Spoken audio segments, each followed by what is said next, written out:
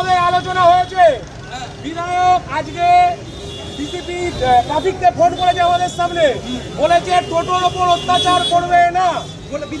বিধায়ক আমাদের সামনে সবাই ছিল, তার ছেড়া যাবে না। সিভিক ভলেন্টিয়ার টোটো যদি আটকায় তার ভিডিও করে চাবি খুলে নেয়, বিধায়ককে দিতে হবে, বিধায়ককে দিতে হবে ভিডিও, তারপরে বিধায়ক দায়িত্ব নেবে।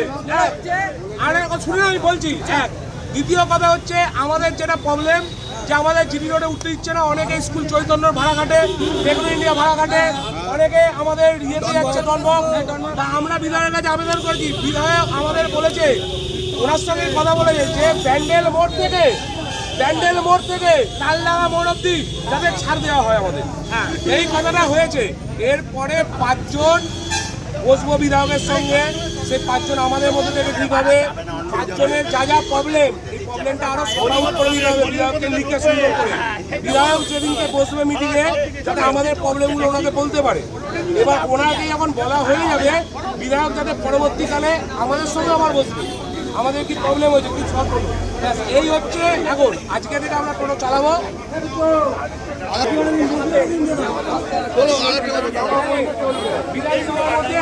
বিধানসভা যেহেতু বিধায়ক, বিধানসভার দায়িত্ব সুবিধা, চুচুড়োর বাইরে কেউ রোটারি গেলে, কেউ চন্দ্রনগর গেলে সেই দায়িত্ব বিধায়কের নয়। চন্দ্রনগর চলে গেলে চন্দ্রনগর এটা নেই।